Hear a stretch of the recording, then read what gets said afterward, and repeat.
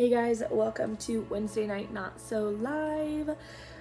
This week we are going over the Green Lantern. So if you are familiar with the Green Lantern is a superhero who his father dies in a plane crash when he was young, but he actually still becomes a pilot, which is pretty gutsy. And honorable to kind of overcome that. And so he becomes a pilot, and one day he's out and there's a crash, and it turns out to be an alien crashed, and it gives him this ring that has this power, which is obviously where the Green Lantern gets his powers. So the power comes from the ring, and the ring comes from the planet is Oa, and so it's Oan power, but it's basically willpower. And so he gets this power from this ring. He only has to recharge it sometimes, but with this power, he can basically make anything out of the energy. Like, he can imagine anything. So he's given like ultimately unlimited power by this ring. And so he was in a way kind of adopted by this alien. This alien saw the merit in him, his greatness, and how strong of willpower he is. Like, there is only a few people on like planet Oa that can wear that ring and make it work. Better yet, on planet Earth. So he's very special, like one in a million kind of guy. And so really fun when we talk about the Green Lantern. But now when we look at Christ, there are actually people who have very similar beliefs about Jesus, and that will be called Adoptionism, and that's the main one we'll go into today. There's a few other offsets of it as well, but Adoptionism. So Adoptionism says that Christ earned his place, his power from God because he was such a great guy. He was a one in a million guy. And if you remember, it kind of does sound a little bit like the Batman heresy that we went over, which was saying that Batman was just a great man with a lot of cool tools, right? And so Jesus didn't earn, get this? Jesus did not earn his godhood, right? And so this one, as we look into the Bible, and hopefully again as we're going through this, you're able to see the same patterns in scripture, because a lot of them are actually argued with the same scriptures. And so the scripture I want to point us back to, again, you guys are going to know this one like none other by the end of this, but is John.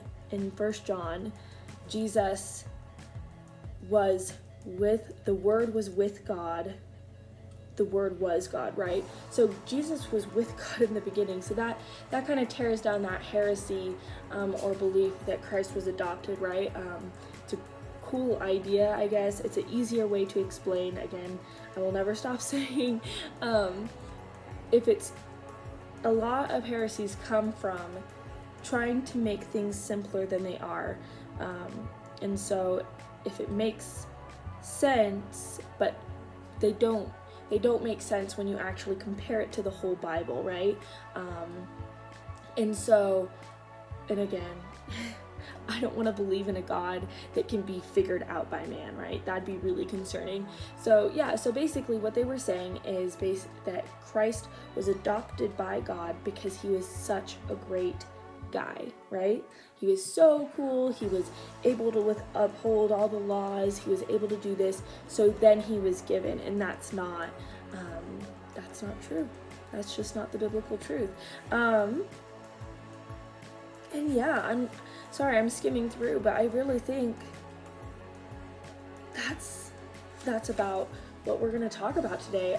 Just on a side note, if any of you have heard of the Unitarian Church, they go by Unitarian because it'd be weird to go by something, the church's name that was adopted by a heretic.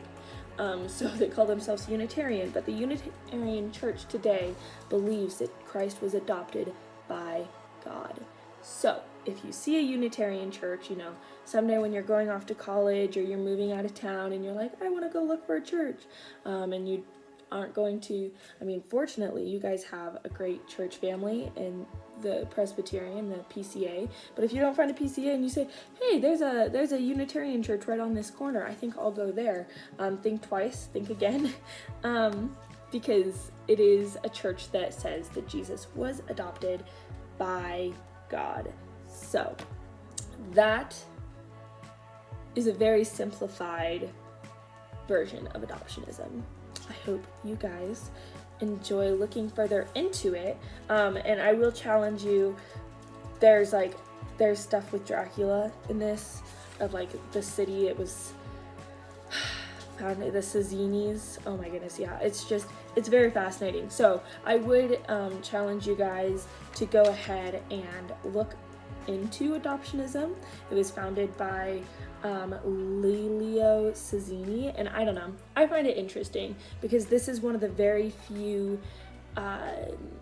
heresies that we're going through, and probably one of the first that we've hit in this study that is actually so blatantly practiced today, if that makes sense. So the other ones, like, yeah, you have to be careful not to slip into that in thought, but there's not really churches dedicated to it anymore, whereas this one is blatantly like this belief. Unitarians are directly from adoptionism. So I hope you guys enjoyed learning about this. I hope you guys enjoy learning further about it, and I will see you next week.